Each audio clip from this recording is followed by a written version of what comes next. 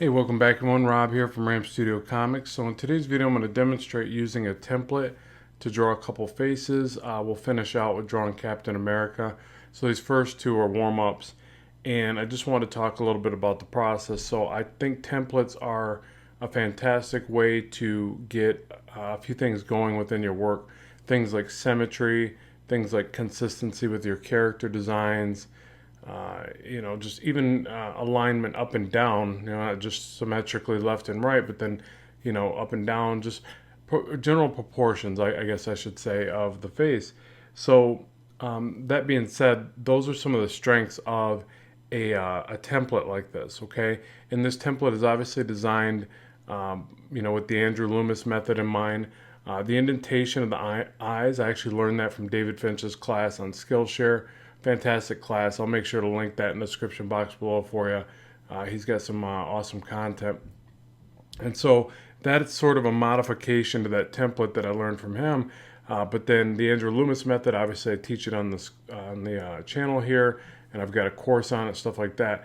But basically, the structured approach is a fantastic way to, really get yourself to stay with a certain amount of, consistency is what I'm going to keep coming back to within your characters. Because if you find yourself drawing characters that are, a little flimsy at times, and you're having misalignment issues, or you find yourself every time you draw the same character they're different, that's generally a sign that you're not using enough structure, or could be a sign anyways.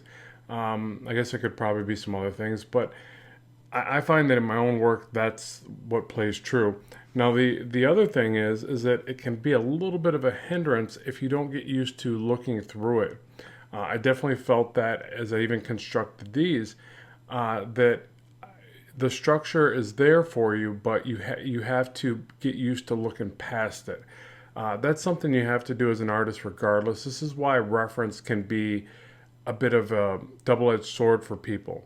Reference is fantastic, but if you don't get used to just pulling parts of it and looking through it more, you'll be very your style will be very heavily relied upon it, and it'll be noticeable in your work. I've definitely seen artists' styles where you just look at it and you immediately think, oh, that's reference. And then there's ones that do it so well that they take just, increments from it, and they know when to pull back from the reference and stylize, and they turn it into something beautiful. So I think the same thing plays true with structure, that you have to get used to putting the structure in place, but then again, using your imagination to look past it, look through it, and utilize some of your ability to develop a bit of caricature in your work.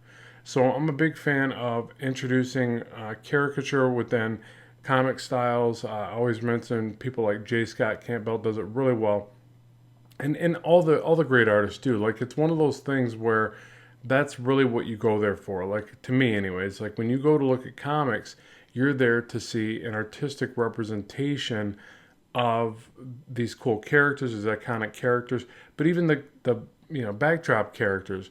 It's when they're caricaturized in a way that's expressive and fun and different from real life. It really pulls you into this imaginative world.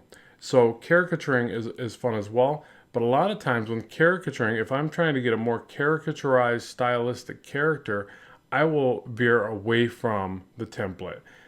So again, it's keeping that in mind. Now, this particular one, I took the same template, modified it to be a little bit more slender at the chin area. Probably should have took it a bit further. I bent the neck a little bit more as a kind of a back curvature. And I did that so that I could ready it for drawing a female head. So again, these templates are also something that you're going to adjust on your own based upon what you like to see in your character concepts. I'll share these as well. I'll make sure they're like on my Deviant, and I'm probably going to put them in my pose pack for Gumroad as well. So if you've got the pose pack, and if you don't, I'll link it as well. But if you've got that, it'll already be in there. But yeah, so you're going to modify these. Your needs for these templates might be very different than my own. So it's very important that you maneuver the alignments of them. Now, obviously, certain things play true, or you're going to get weird looking characters. Eyes are halfway down, the height of the head. I typically go a little bit higher for my characters. And then if the mouth is open, you have to think about that as well, right? You have to drop the jaw down and things like that. But again, you'll modify these based upon what your needs are. And then you really have to get a variety of them. So I'm going to be making more, but I need to make them from every angle. Now, the main thing is that you learn to draw this just for whatever head pose you need. That's the primary thing. And that's what I teach on the channel. I've got videos on that. But also save them, catalog them, so that if it's a typical pose that you're find yourself doing over and over, like this is a pretty common angled shot, two people talking, you don't want the profile shot all the time, you're going to use something like this. So you catalog these, and then bam, you got them ready to go. And I'll tell you what, it's a lot faster. That's what I really felt was great about doing the ones that I'm showing you here in time lapse, that I drew, I don't know, 5, 10. I did a bunch of them, and I didn't share them all because I picked a couple of them to share. But the thing is that it was so much faster that I was flying right through it. And I'll tell you, the part that I really typically struggle with the most is alignment of the eyes. And I felt like there was no issue there because I was taking this structured approach. So again, I think what's happening, and it's something that I have to reflect on and know about my own work, is that a lot of times I'm jumping the gun a bit too fast. I've drawn for so long that I'll go right into drawing a face, and I sometimes forget to put down as much structure, or I'll put the structure down, but I don't refine it properly. And by refining, I mean really checking the ruled lines and the angles and making sure that it's right before I get into drawing the character. And generally, once I get so far into the character, and maybe I then flip the work, I'm so far into it, I just want to finish it. I don't want to waste the work. So this is, again, where staging your work and like being aware of where it's kind of maybe going awry, where you're taking the wrong decisions, and then, heading that off. And again, structure can be a great way for getting that consistency. And the structured approach isn't going to fix everything. Even looking at this in retrospect, the hairline is a bit skewed and awkward looking. Now, I probably could introduce another reference point on the template for the hairline, but that'll only do so much. Quite frankly, I just need to spend more time drawing various hairstyles to avoid these problems in my work. Another thing that I want to point out is the ear is too far back on the reference, so I'll be fixing that in the version that I share with you guys. So don't look at this as a perfect template. It's just more of a guide. But again, that's where I really want to stress to you that you're always going to be maneuvering these pieces of the puzzle, getting them just right. But then again, you're also going to have to look past them pretty considerably so that you don't get characters that are too monotonous and too repetitive. That's the last thing I want. I don't want to see you take this approach, but then all your characters look like they were drawn over the same structured mannequin. That's not really the point. Again, it's just practicing and looking through it. Sometimes what I'll do is I'll turn the head pose down very light, so almost no opacity, and I'll purposely try to throw lines past where I'm wanting them to end. And again, that kind of influences a little bit more of that caricature vibe. And it's almost like thinking about figure drawing and gesture drawing, right? You throw those lines, you really get a sense of flow and movement because you're not tensing up on it.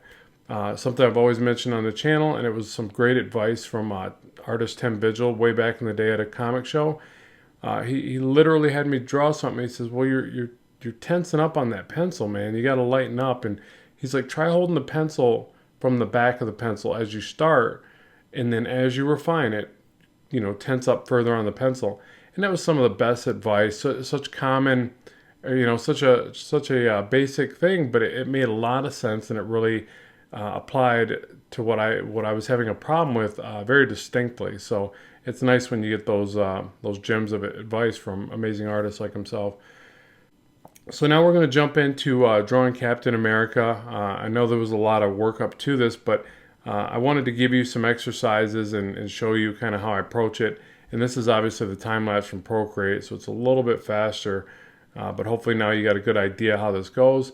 And so I'm laying in the main features, the mask, the shift of the eyes, or the direction of the eyes, obviously, and then starting to place the shadows. And I know this is time lapse, but you could probably see it's coming together really quickly. I'm not doing a whole lot of erasing.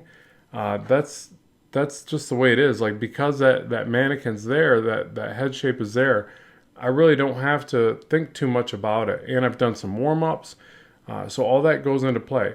Now, it's not perfect. I feel like the chin is too big and the mouth is kind of a weird posturing of the mouth or something. I don't know, but it's okay. It's not a bad one. I'm not. It's kind of could be a negative about my own work, but I'm always trying to get better.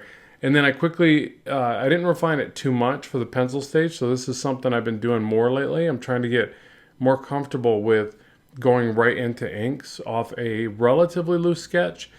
So that's what you see me doing here. And if you want my Procreate brushes, I'll make sure to link those in the box below as well. I always get people asking, that's why I'm saying it. So I've got a few Procreate brushes there that I've modified that I really like to use. And I've actually been using an angled inking brush to draw with lately, and I really like that. I feel like it gives me a sense of difference from one to the other. It's a more immediate kind of shape than the technical pencil I normally use. And so yeah, that's actually what I drew these with was an ink brush this time. But now just dropping in the shapes of shadows, obviously just filling in what's there and trying to make it look a little bit more solid, getting some line weight. I feel like the head shape's a little bit off as well, especially towards the back of the ear.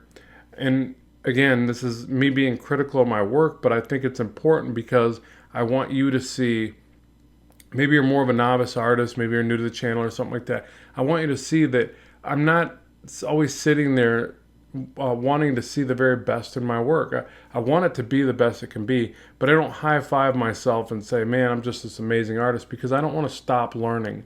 For me, it's about the learning process. That's the most exciting part about being an artist.